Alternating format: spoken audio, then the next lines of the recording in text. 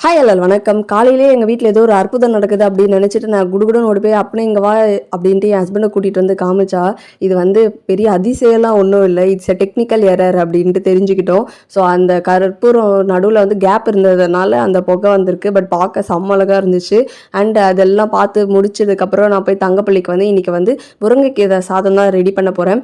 எங்கள் அம்மாலாம் வந்து பருப்பு வேக வைக்கும் போது இதெல்லாம் ஒன்று ஒன்றா அரிஞ்சு போட்டுருவாங்க. நான் சொல்லுவேன், உட்காந்து அரிஞ்சிட்டே போகலாம்ல, இல்லை கூட நான் அரிஞ்சு தரேன் அப்படின்னு சொன்னால், இது என்ன 2 நிமிஷம் ஆக போதா, நானே அப்படியே நின்றுட்டு பருப்பு வேகும்போது அப்படியே அரிஞ்சு போட்டுருவேன் அப்படின்னு சொல்லுவாங்க. எங்கள் அம்மா சீக்கிரமாக சமைச்சு முடிச்சிருவாங்க. பட் நம்ம ஓடுற அந்த பரபரப்பு டைமில் வந்து நம்மளுக்கு வந்து குக்கர் இல்லைன்னா காலையில் செட்டே ஆகாது. அதனால குக்கரில் வச்சுருவேன். நம்ம வந்து இந்த முருங்கைக்கீரையை தனியாக வேக வைக்காமல் இந்த பருப்போடு சேர்த்து வேக வைக்கும்போது அது டேஸ்ட் வந்து நல்லாயிருக்கும்னு எங்கள் அம்மா சொன்னாங்க. ஸோ அப்போலேருந்து நானுமே அந்த பருப்புலேயே வந்து முருங்கைக்கீரை அலசி போட்டுருவேன். நான் வந்து புளி போட மறந்துட்டேன். ஸோ அதனால் எண்ணெயில் கொஞ்சம் இந்த மாதிரி வதக்கி போட்டுட்டேன். ஸோ நான் இப்போல்லாம் ரீசெண்டாக கொஞ்சம் அப்படி தான் பண்ணுறேன். ஏதாவது ஒன்று நினைப்பேன், ஏதாவது ஒன்று எடுக்க போவோம், அந்த இடத்துல நம்ம ஏன்டா இங்கே வந்தோம் அப்படின்னு யோசிக்கிறது. சமைக்கும் போது எதையாவது போடுறதுக்கு நான் மறந்துடுவேன். அதை குக் பண்ணி முடிச்சதுக்கப்புறம் அச்சோ நம்ம இதில் இது போடவே இல்லையே அப்படின்ட்டு அதுக்கப்புறம் தான் ஞாபகம் வரும். ஸோ என்ன மாதிரி நீங்களும் யோசிச்சு ஸ்டக்காகி நின்று இருக்கீங்களா சமைக்கும் போது அப்படின்றத கண்டிப்பாக சொல்லுங்கள். அண்டு நாங்கள் வந்து காலையில் இந்த ஹோம் ஒர்க்கு தான் எழுதிட்டு இருந்தோம். ஸோ ஈவினிங் டைம் வந்து சீக்கிரம் தூங்கிட்டதுனால எழுத முடியல.